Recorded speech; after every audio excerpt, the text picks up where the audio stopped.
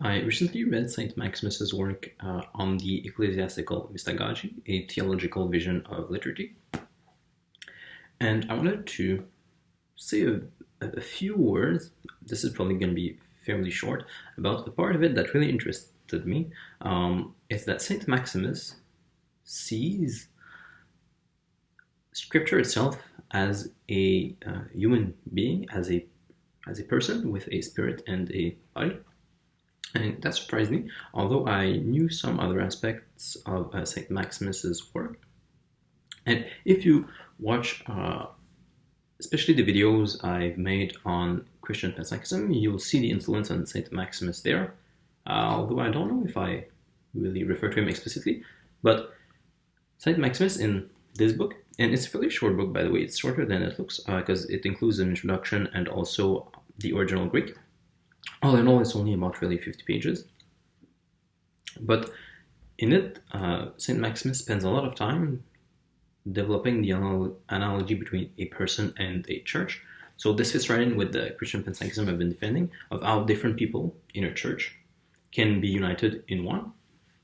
What St. Maximus will say, for instance, he uses lots of analogies and he goes into lots of technical details about how the different virtues are assembled in a person as they are in a church and so on. And I don't want to go into those very technical details. They're too far ahead for me, I would say. But the one of the basic ideas in St. Maximus's thought is that, well, in the same way that a person has a spiritual part and a bodily part, has a mind, has a head, which is contains invisible thoughts, our consciousness, our spirit, and so on, which is invisible and governs and is spiritual. We also have a body that is concrete, that is material, that obeys the head, and so on. In the same way, we can see that same head and body relationship in the church. Saint Maximus identifies, for instance, the altar, or the narthex, the place where the sacrifice occurs, as the spiritual part, as the head, which governs the life of the church. And he sees the nave, where the faithful gather, as the body of the church. And the analogy works really well because the same way that the faithful have to listen to what occurs on the altar, they have to listen to the spiritual part. They don't understand all of it, but the altar is guiding them, and we can see churches really as people. As a church is founded there in some city, it will influence the life of the city. It will maybe cross-pollinate with other churches and found new churches and so on. The analogy works quite well, and I've talked about it, as I said, in some of my previous videos.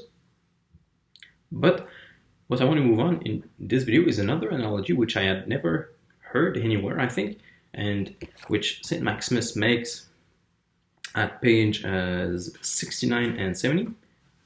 And that is that Scripture itself is a person, as a spiritual part and a bodily part. And St. Maximus explains this in two ways.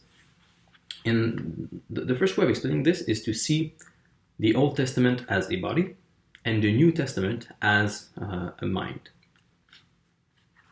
The Old Testament possesses a body, and the New possesses a soul and spirit and mind. So you can see it as the idea that the Old Testament contains, let's say, all of history leading up to Christ. So it's the story of how the world was created, how the world is created at every moment. In Genesis, you can see the history of Abraham, of basically those story of Genesis. You can see then the history of the Jews, the exile, and so on.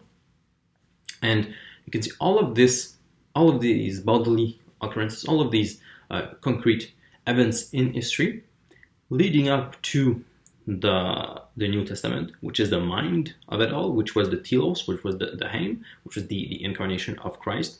And the New Testament, although it was not concretely present in the Old Testament, was spiritually present, was spiritually guiding what was occurring there, and was the goal of the Old Testament.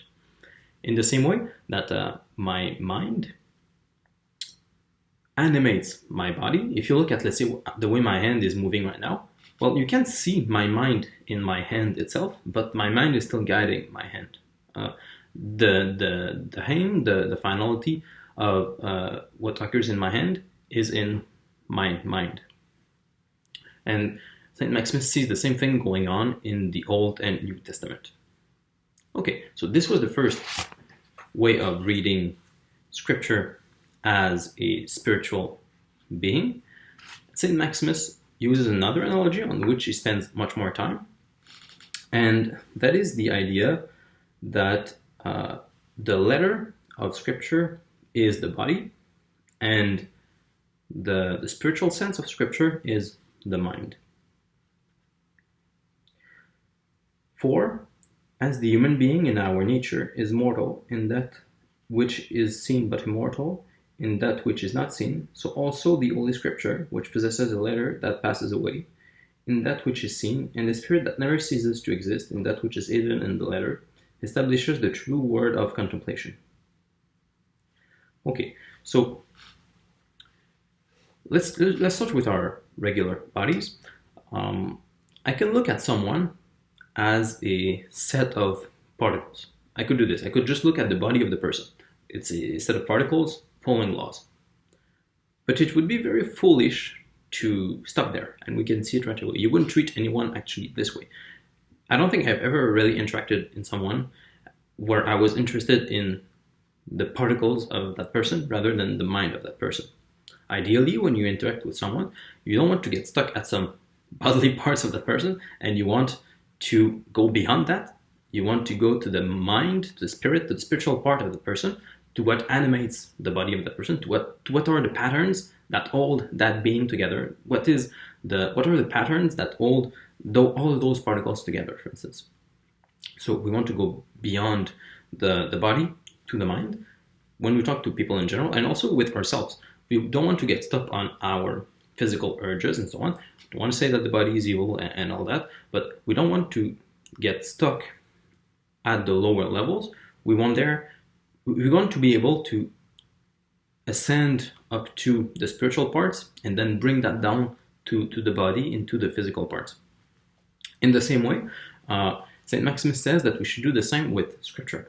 There's lots of historical details in scripture. There are lots of, you could argue forever about what this verse here means exactly. Was that a good translation and so on? How's it going in Greek or Hebrew? You can argue all day about the historical letter in the same way that you can argue all day about the particles of someone. But that's not the purpose. It has a place, but in the same way that the particles of the person shouldn't be all you talk about, you shouldn't just talk about the letter of scripture. You should go and see what is the spiritual sense. And also know that it's something we have to practice with people. We don't just see people as people right away. There is interesting literature on this in the field of child psychology. Children really have to learn this step by step. They have to learn to see objects as things that are different from themselves. Eventually, they're able to see, to categorize. Okay, some objects are different. Like some objects can move. They can distinguish more and more complex objects, talk about them. Eventually, they learn to talk about people's emotions, even, and eventually they can talk about stories and so on. But it's all stuff that children have to learn, and it's not something that's easy. You see it going on, for instance, in people who develop psychological issues or people with autism and so on. We never learn to see all of those complex patterns, of never learning to go as far as we need to beyond the physical. So it's something that we have to practice. And Saint-Maximus's claim, I think, this is only like a page and a half in the book, but I'm trying to see how we can really explain this. I think Saint-Maximus would say that we do the same with scripture. We have to practice in the same way that we have to practice to see people and not just as particles, that we have to be able. It takes forever to learn to see, let's say, the soul of people and not just their bodies, not just their emotions or their passions and so on, but to go beyond all this to the heart, the soul of the person. It takes lots of effort, lots of practice to get to the spiritual sense of scripture. So maybe I can just conclude by reading a part of the text that remains. And as this man in our nature, by controlling the urges and impulses of the passions through philosophy, lets his flesh wither away, so also the Holy Scripture, when perceived spiritually, circumcises the letter. For the great apostle says, to the extent that the outer nature is wasting away, so our inner nature is being renewed every day.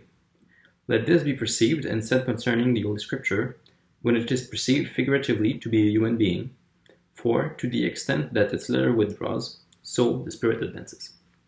So I hope that was useful and you found it as thought-provoking as I did. And thanks for listening, guys.